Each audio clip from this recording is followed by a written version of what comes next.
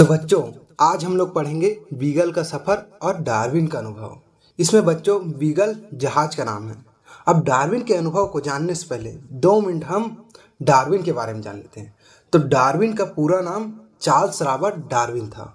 इनका जन्म 12 फरवरी 1809 इंग्लैंड में हुआ था और इन्होंने खोज क्या किया था, तो क्रम विकास के सिद्धांत का इन्होंने खोज किया था। अब हम इनके सफर के बारे में जानते हैं। तो इनको सफर कहां से कहां तक करना था। तो डार्विन को इंग्लैंड से दक्षिण अमेरिका होते हुए पृथ्वी के कई महाद्वीपों का सैर करना था। अब इनका उद्देश्य क्या था। अब सफर तो कर रहे, तो सफर का कोई उद्देश्य होता है या किस लिए कर रहे हैं। तो इनकी बीगल का सफर का उद्देश्य यह था कि डार्विन को बीगल पर अनायासी यात्रा करना था, जिसमें नक्शा तैयार करना, इलाकों की खनिज संपदा और जैव विविधता के बारे में पता लगाना था। अब आप बोलोगे बच्चों कि जैव विविधता क्या होता है। तो मैं बता दूं कि किसी निश्चित भौगोलिक क्षेत्र में पाए जाने वाले जीवों की संख्या व उनकी विविधता या भिन्नता को ही जैव विविधता कहते हैं। क्या को कहते हैं? किसी निश्चित भौगोलिक क्षेत्र में पाए जाने वाले जीवों की संख्या व उनकी विविधता को ही या उनकी भिन्नता को ही जैव विविधता कहते हैं। समझ आया बच्चों इतना।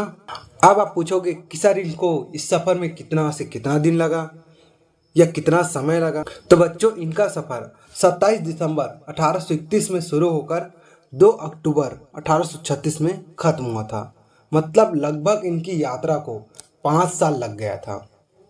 अब तो यह हुआ इनकी यात्रा के बारे में।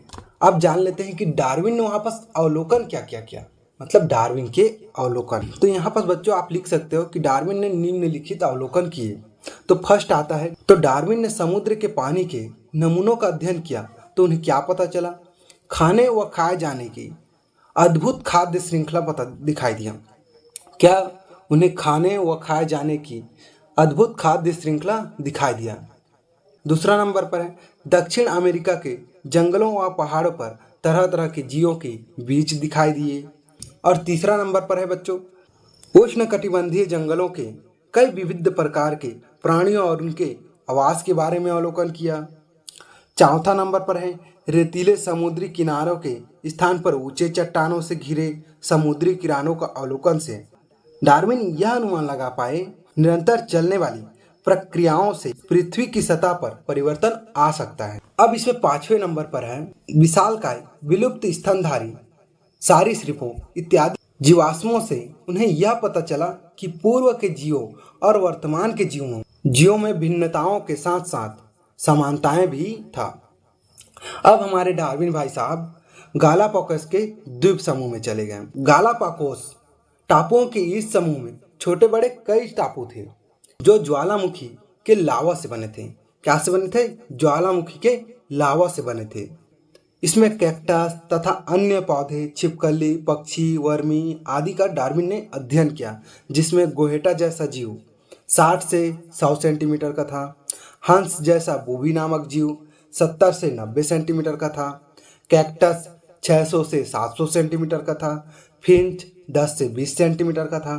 कछुआ 120 से 150 सेंटीमीटर का था। ये सब जीव उन्होंने गालापागोस नामक द्वीप में देखा था या उन्होंने अध्ययन किया था। आई होप बच्चों कि आपको डार्विन के अवलोकन और उनका सफर और गालापागोस द्वीप समूह के बारे में अच्छे से पता चल गया होगा। तो बच्चों आपको इतना समझ आ गया होगा।